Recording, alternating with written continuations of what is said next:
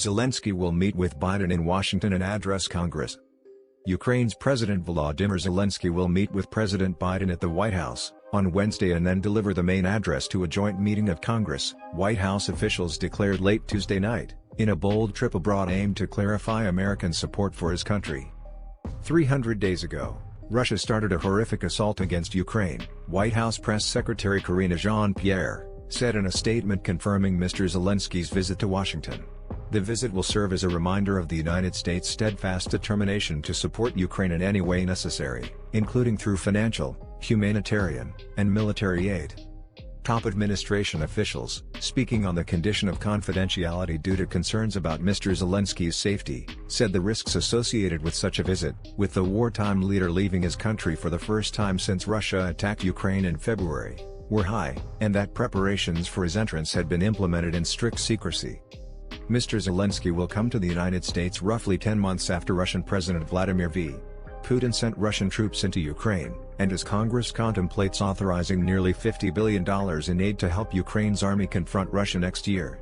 This would raise total American assistance to more than $100 billion. He's a national and worldwide hero. I'm happy to be able to hear from him, Utah Republican Senator Mitt Romney said Tuesday after learning of Mr. Zelenskyy's visit. The Ukrainian president's visit comes as Russia's attack enters its second year. Russia's aspirations for a rapid defeat of Ukraine have failed, but they have given rise to a succession of grinding and deadly strikes on civilians, leaving significant cities without heat or electricity during Ukraine's severe winter. Mr. Zelenskyy is set to accept the latest American commitment of military assistance during his meeting with President Biden at the White House, a highly advanced Patriot missile battery, which top administration officials say will provide Ukraine with far better defenses against air attacks from Russian missiles and drones. The missile battery is part of a nearly $2 billion national defense package that will provide other help for Ukraine's air defenses. Diplomats at the White House said Mr. Biden's announcement of the latest defense kit, with Mr. Zelenskyy by his side, was meant to send a strong message to Mr. Putin and other world leaders, as well as people in Ukraine and America, that Mr. Biden would not back down in his efforts to help Ukraine defeat its Russian oppressors. Ms. Jean-Pierre said in a statement Tuesday night that the meeting would reaffirm the United States given the highest priority to Ukraine and was part of Mr. Biden's ongoing effort to mobilize the world to support the people of Ukraine as they protect their sovereignty and territorial integrity. According to a senior administration official, Mr. Biden will not attend the meeting on Wednesday with a message about pressing, prodding or poking Zelenskyy in any manner toward reaching a diplomatic settlement with Russia. The person, who spoke on the condition of anonymity because the trip had not been formally announced, said Russia has shown no willingness to engage in good faith discussions to end the war. However, the insider also stated that Mr. Biden would not allow the U.S. to be lured into an active war with Russia on Ukraine's behalf, a vow made by the president before Russian soldiers entered Ukraine at the end of February.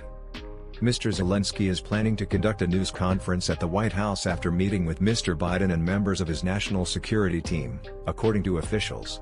He will next travel to Capitol Hill for what is expected to be an electrifying speech before a joint session of Congress as Democratic control of the House, and Speaker Nancy Pelosi of California's reign, comes to an end.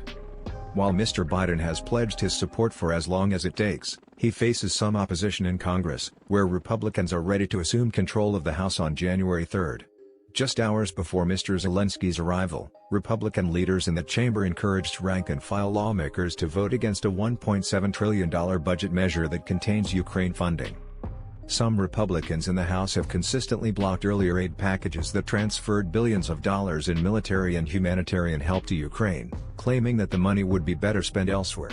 Representative Lauren Boebert of Colorado, a far-right Republican, mocked the revelation of the additional aid on Twitter on Tuesday. Others said late Tuesday that their support for Ukrainian help would be overwhelmed by their opposition to the funding bill, which must be passed by Friday in order to avert a government shutdown. North Dakota Republican Senator Kevin Cramer stated that voting against the budget bill doesn't mean we don't support Ukraine.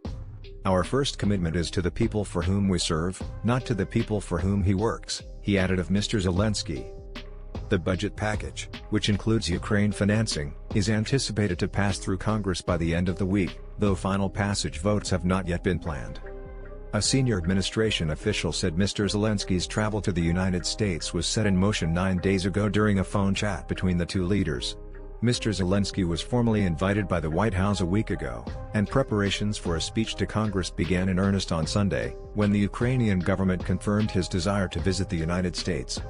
In the early days and weeks of the full-scale Russian invasion, a Russian offensive designed to exploit the absence of the leader may have caused uncertainty in the Ukrainian military. However, 10 months into the war, no renowned military analyst has recently questioned Ukrainian military command and control. Russia's military and political officials, on the other hand, have an arsenal of missiles that are regularly fired at Ukraine, and a bombardment timed to coincide with a presidential journey abroad would be within Russia's capabilities. Such a volley may function as a distraction for Mr. Zelensky or as a signal to Ukrainians or American authorities that Russia has choices in response to the strengthening of US-Ukraine relations. There were rumors that an unusual session of Congress was in the works before news of his arrival was first published by Punchbowl News on Tuesday evening. Ms. Pelosi had earlier in the day addressed a letter to all House members, urging them to attend the Wednesday night session in person, despite the fact that they could vote remotely. "Please join me Wednesday night for a very special focus on democracy," Ms. Pelosi tweeted. "We are finishing a very unusual session of the 117th Congress with legislation that generates progress for the American people as well as support for our democracy." During a surprise visit to the damaged city of Bakhmut on Tuesday, Mr. Zelensky did not confirm his journey to the United States. Ukrainian soldiers gave Mr. Zelensky a flag and urged him to bring it to Congress. According to Ukrainian reporters that accompanied him on the trip, he pledged to give it to Mr. Biden. Although his administration had no formal comment on any upcoming trip, the encounter was captured on camera.